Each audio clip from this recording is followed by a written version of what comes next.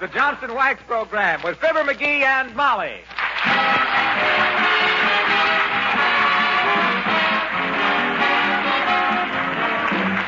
The makers of Johnson's Wax, Johnson's Car New, and Johnson's Self-Polishing Glow Coat present Fibber, McGee, and Molly, written by Don Quinn, with music by the King's Men and Billy Mills Orchestra.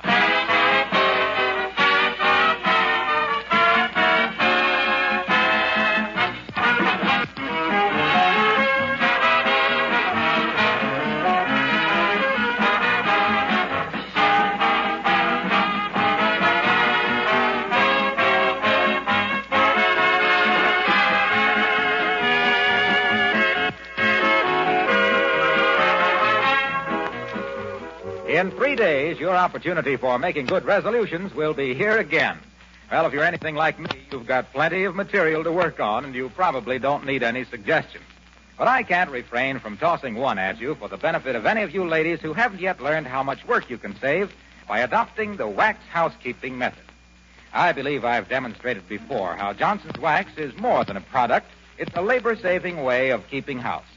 By regular applications of Johnson's Wax to your floors, furniture, and woodwork, and many other surfaces, too, you not only protect them against wear, but you keep your house cleaner all year, save yourself work in the bargain, and add beauty to every room. Use Johnson's Wax on your leather goods, windowsills, Venetian blinds, your picture frames, ornaments, andirons, your refrigerator, and pantry shelves. So may I suggest that you resolve now to save yourself unnecessary work during 1944 by adopting the Johnson's Wax housekeeping method.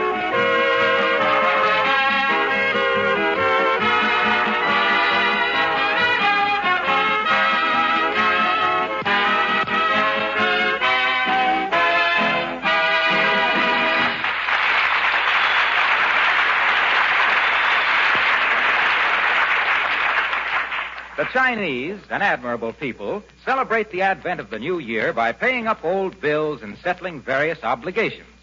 Maybe that's why Gung Ho McGee, the old mandarin of Wistful Vista, has been dashing around all morning returning properties, paying bills, and doing other strange things.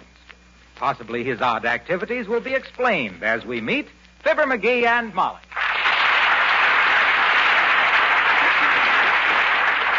Let's see. I returned Doc Gamble's cribbage board, paid my bill at the shoe shine stand.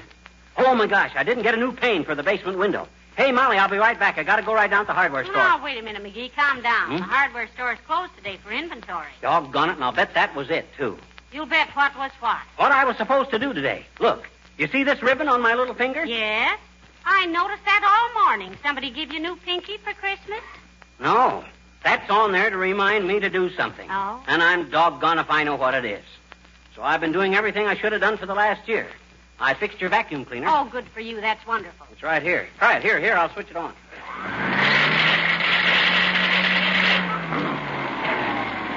See?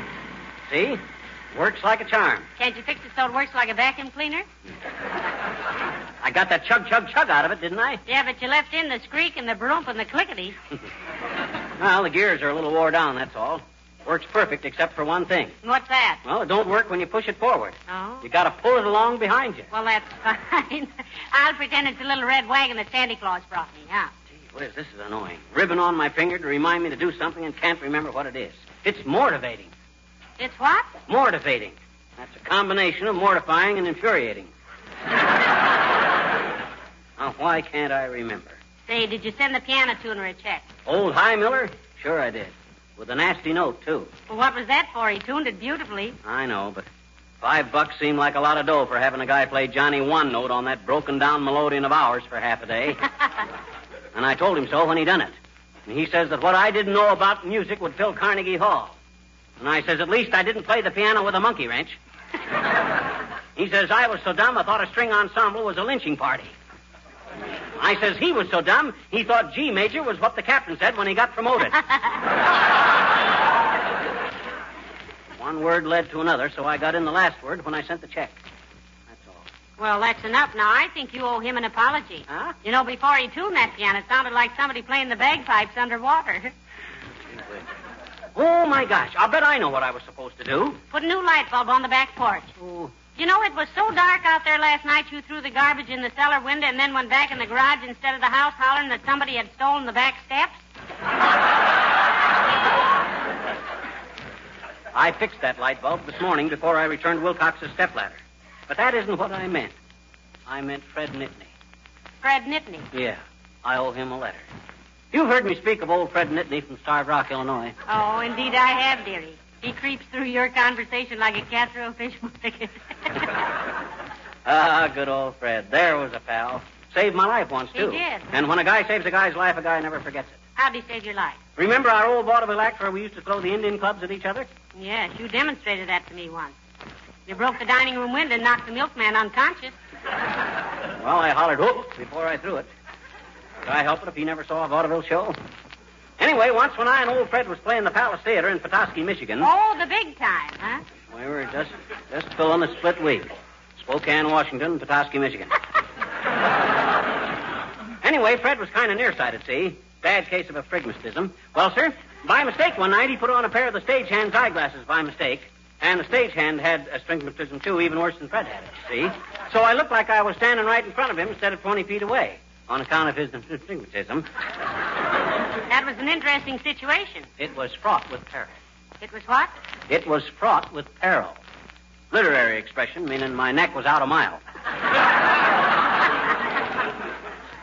Well, sir, thinking I was right there in front of him, he just handed me the Indian clubs instead of throwing them, and naturally they just fell onto the stage. Got a terrific laugh, and we kept it in the act. Yeah, but how'd he save your life? My gosh, can't you see? If he'd have threw them at me, he'd have killed me. Couldn't see what he was doing on account of that. Where's my fountain pen? I've owed Fred a letter for some... Doggone it, who's that? I don't want to be interrupted when I got so much to do, even if I can't even remember what it was I was supposed to do. Well, let me see. Oh, it's Mr. Wellington from the Bijou Theater. Oh, that guy. The poor man, Sam Goldwyn. He gives me a spasm in the clavicle. Now, listen. He's a nice, educated man, Mr. Wellington is. He's so darn refined you could sprinkle him on your oatmeal. Only I wouldn't care for Well, some. my goodness, McGee, he never... Come in. Oh, hello, Mr. Wellington. Good day, Mrs. McGee. You're looking very charming today. Hello, McGee. You're looking. Hi, Sig. What urgent business has dragged you out of that black hole of Calcutta you call a movie theater? My friend, in the first place, if you have ever perused my advertising in the evening papers, you will, perchance, have noticed that the Bijou is always called, and I quote, Wistful Vista's own Taj Mahal of superior cinematic offerings, a veritable enchanted palace of modern screen drama. And I Quote? Thank you, and here's my hat, too. Well, if you've taken care of the first place, now what was it you wanted in the second place? I wished to inquire if by any chance, when you attended my theater last night, the night before last it was, you lost an overshoe. It might roughly be described as black, size 10.5, worn at the ankle, scuffed at toe and heel, with your name plainly inscribed in indelible ink on the inside in what I would consider a noteworthy case of false pride. You did, McGee, you did. You wondered where you lost that overshoe. My gosh, I did at that. I'll bet that's what this ribbon was on my finger for. To remind me to look for that overshoe. Oh, gee, thanks, Sig, old man. You bring it with you? Frankly, no. You may reclaim the missing doghouse, if you will pardon the vernacular, by calling Miss Hortense Birdbody at 345 West 14th Street. Well, how on earth did she get it, Mr. Wellington? Is she one of your ushers? Miss Birdbody, on the contrary, is one of my valued patrons, Mrs. McGee. She is in possession of the article by virtue of the fact that she was hit solidly on the noggin by same. You see, your husband has a deplorable habit of hanging his feet over the balcony rail. My gosh. Was she hurt, Sig? She was not, I must report, colder than an iceman's tongs. I would therefore suggest, my friend, that in case you intend to retrieve the footwear, you first pave the way by a note of apology, an order of cut flowers, and a few telephone calls, thus avoiding the legal action, which I am sure she is prepared to instigate. Gate? Thank you, no, I'll close the door myself. Thank you. Goodbye.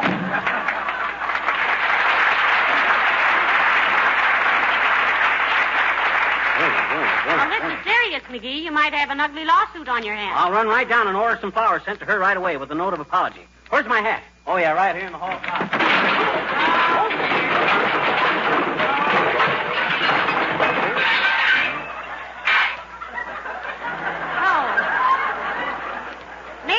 just what you forgot to remember, to clean out the hall closet. I wonder if...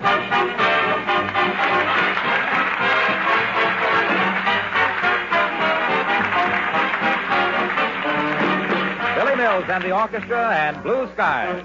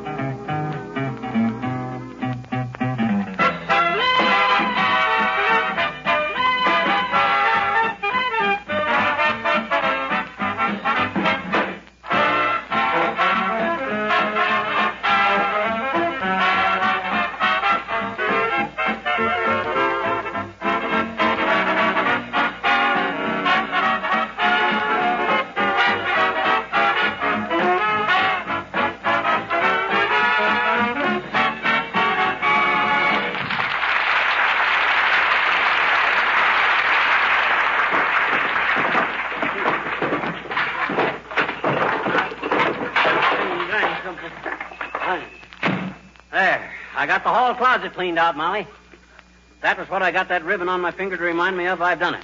Only I don't think it was that. Well, how about seeing Miss Hortense Bird Body about your overshoe? I've decided to let her keep it for the scrap drive.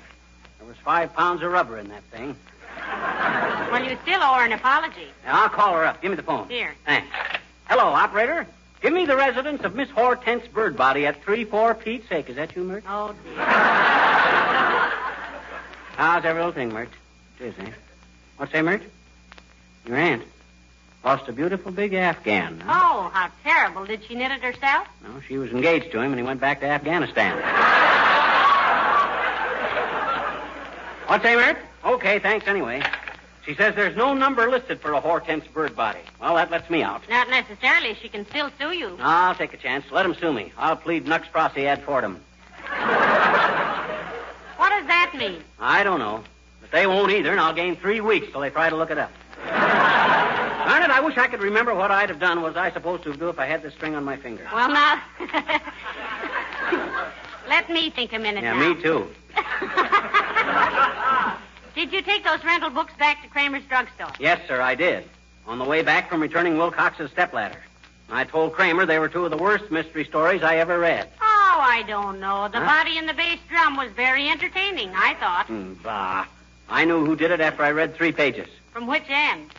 What do you mean, from which end? You think I peek in the back of the book to see who done it? Yes. Well, don't you? Yes. Well, then, gee whiz, don't criticize me. I never did it till first I... Hello, folks. Am I intruding? Not at all, Mr. Wilcox. Come right in. Hi, Junior. That a new Christmas necktie you're wearing? You can't even see my necktie. I've got my muffler over it. That's why I thought it must be a Christmas tie. Well, what's on your mind? Tall, dark, and commercial? Well, I just wanted to thank you for bringing my stepladder back, pal. Oh, he's been returning borrowed articles all day, Mr. Wilcox. Incidentally, Junior, you got gypped on that stepladder, you know that? I no sooner stepped on it than 3 rungs busted, and it spraddled out like a hurdle jumper. It was all right when I bought it, chum. You've had it so long it's rotted away. Say, when did you borrow that ladder, McGee? Why, last summer, I think. Or was it last spring? It was neither one. Oh. I loaned it to you originally so you could patch the top of your car because you were driving to the World's Fair in Chicago. Which one, Mr. Wilcox? What do you mean, which one? Why, that was only in 1930 or something. Sure. Only 10 years ago. Oh. That was about the time I first met you folks, remember? Ah, yes. And started telling people about Johnson's self-polishing glow coat. Ah, yes. The wonderful finish for linoleum that shines as it dries. Heavenly days. It is almost 10 years, isn't it? And you haven't changed hardly at all a bit, Junior. Nope. And neither has glow coat. Still the finest protection money can buy to keep your linoleum floor coverings protected against dust and dampness and to restore the real beauty of the color and pattern. Ah, yes. It's been a great association, kids, a great association. Yes, we think so, too, Mr. Wilcox. And it sure has, Junior. You got a little less pepper in your personality, a little more salt in your hair, but you're still the same old Racine shifter. Well, I'll tell you. You'll never know how much how much this thing has meant to me. I want you to know that... Let me take that handkerchief, will you, pal? Thanks. Are you that sentimental about it, Mr. Wilcox? About this handkerchief? Yes. It's one my sister embroidered, and this magpie you married borrowed it from me 2 years ago. See you later, folks.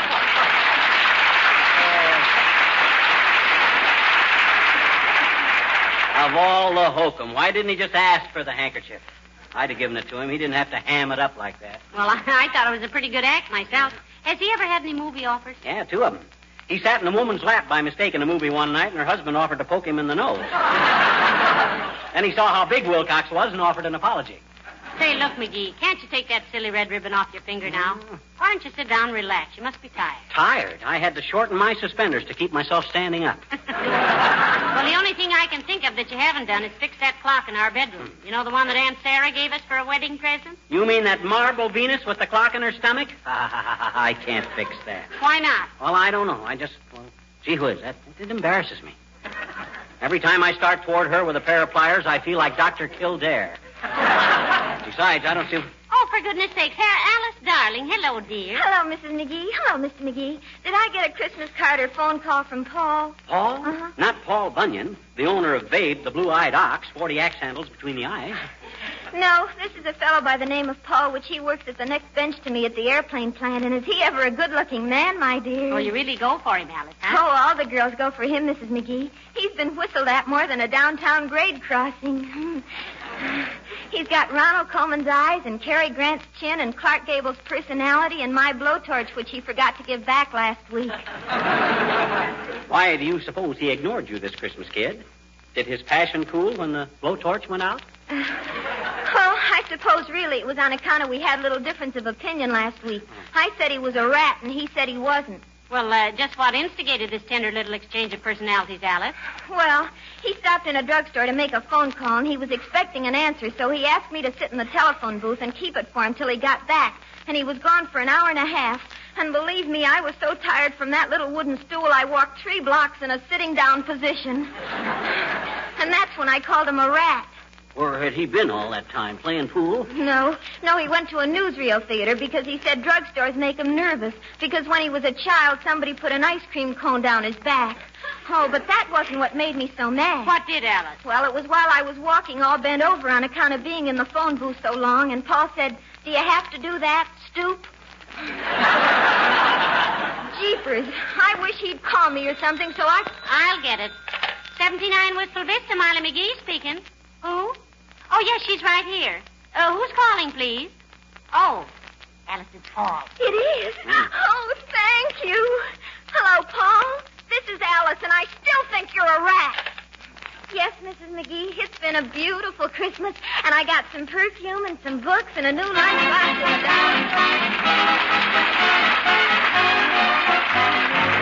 a The King's Men and only 12 more shopping months till Christmas. 12 more shopping months till Christmas, still have lots of time. I've decided to skip next year, I won't spend a dime. Only 8 more shopping months till Christmas, gee, that's not so long. I am sending out cards this year, then I can't go wrong. I'll have to buy one little present for Aunt Minnie. That can wait a while. Lots of time to choose, what have I got to lose? Still got 4 more shopping months till Christmas, gee, but it's a bore. Let's see, 90 days, that's not bad. Still got plenty more. Take your time, what's the rush about? Stop that hurrying, stop that worrying, hurry and worry is out. All you gotta do is make out a list, decide upon the price to pay. All the dither and the bother and the lather and the bother will be done before Christmas Day. Trust me, I'll be ready then. Golly, can that be old Santa Claus again? Monday, Tuesday, Wednesday, Thursday, Friday, Saturday, Sunday. Only 10 more shopping days till Christmas. Better go buy a tree. Must get Mama that new fur coat. She'll be mad at me. Only 3 more shopping days till Christmas. Lots of things to buy. Should have started it weeks ago. How the time does fly. Almost forgot to get that streamlined tray for Junior. Where's my shopping list? Molly and Tony and Michael and Fred. A dolly, a pony, a cycle, a sled. Hear me calling Santa Claus. I need your help because there's only 2 little shopping days till Christmas. Now it's almost here. That old feeling gets in your hide. Comes a stealing up here inside. Now I'm sorry that Christmas tide comes but once a year. Here's wishing everybody a happy New Year. Happy New Year!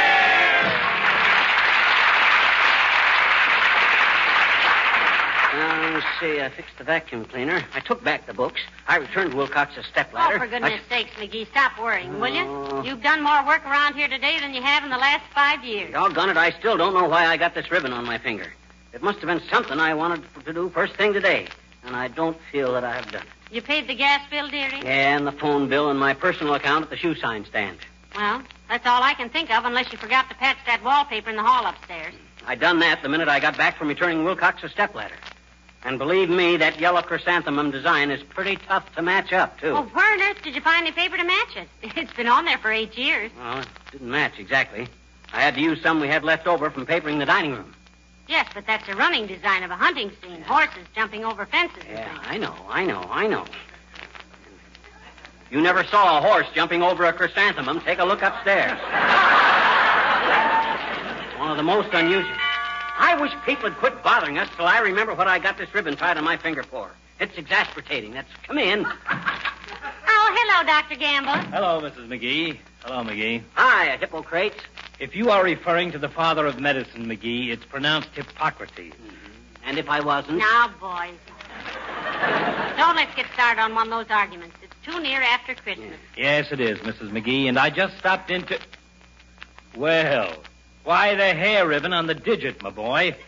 Gonna flag down a train or something? That's to remind him to do something, Doctor. To do what? Doggone it, that's just it. I can't remember what. He's been working like a dog around here today, Doctor. He's Yeah. fixed things, returned things, and paid bills, and just generally worn himself to another. And I still don't feel like I've done what this ribbon was supposed to remind me of to have done. You say you paid all your bills? Yes, he has, Doctor. No, he hasn't, dear. And who haven't I paid, wise guy? Me? Oh, heavenly day. Oh, gosh, I'm sorry, Doc. You completely slipped my mind. That's all right. If everybody paid the doctor's bill when it was due, the doctor could get some nice new instruments and pay his rent and buy some medical books and get more up-to-date things, and we wouldn't want that to happen, would we?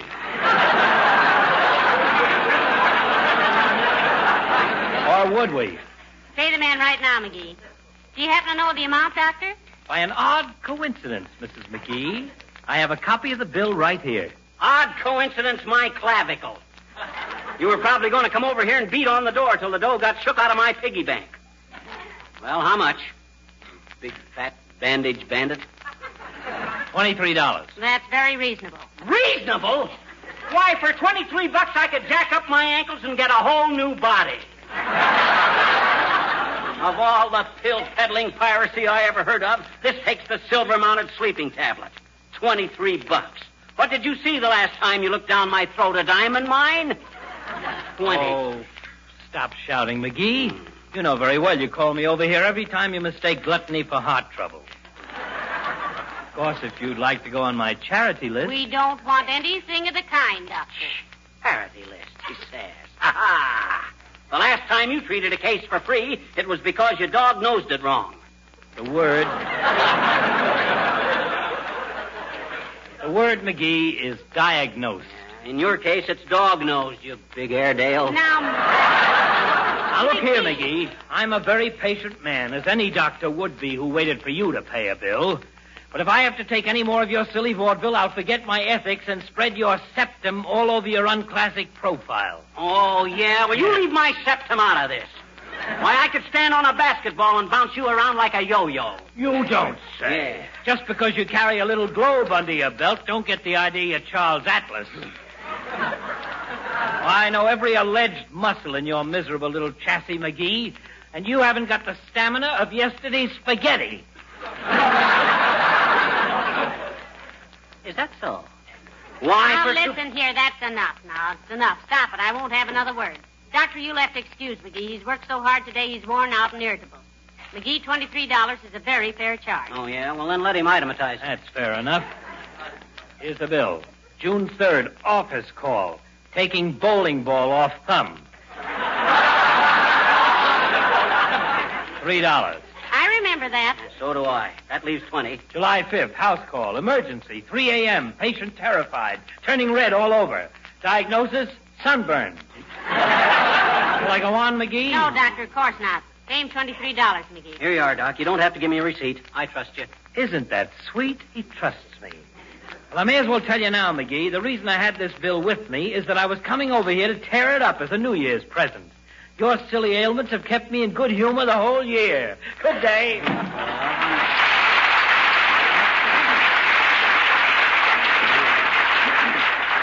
I told you were too tired, McGee. Imagine old Doc flying off the handle like that, though, just because I forgot to pay his meals. I wonder if that's what I was supposed to remember. No. Huh? I said no, it wasn't. How do you know what I was... Look, dearie, I've got a confession to make. Huh? I tied that ribbon on your finger last night while you were asleep. You did, but what for? Because there was something I wanted you to do for me today. Well, what did you want me to do? I can't remember. Oh, this is ridiculous.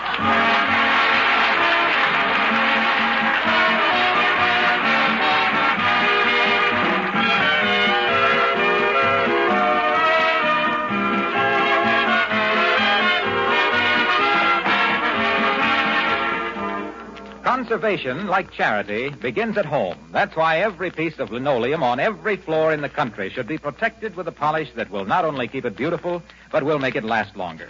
The polish I am referring to is, of course, Johnson's Self-Polishing Glow Coat. With Glow Coat, you can give your kitchen and other floors protection with a minimum of work. Johnson's Glow Coat is self-polishing. It needs no rubbing or buffing. You just apply and let dry. And the regular use of Glow Coat will make linoleum last 6 to 10 times longer.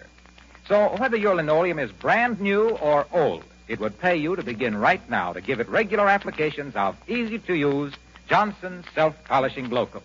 For floors of asphalt tile or rubber tile also, Glow Coat is the recommended polish.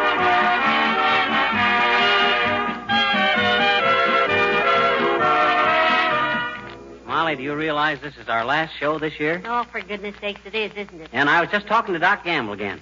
He says he thought the new year was going to mean big things for me. Really? Yeah, he says I'm the progressive type. Says I got the perfect character for the new year because I'm real 44 caliber. 44 caliber? Yeah. That's quite a big bore, isn't it? Yes. Huh? Oh, good night. Happy New Year and good night, all.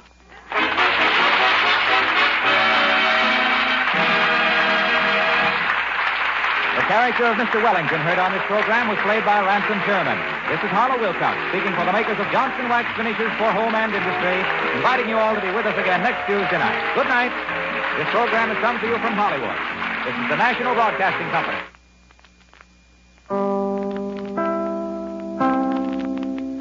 Chicago 54 WMAQ.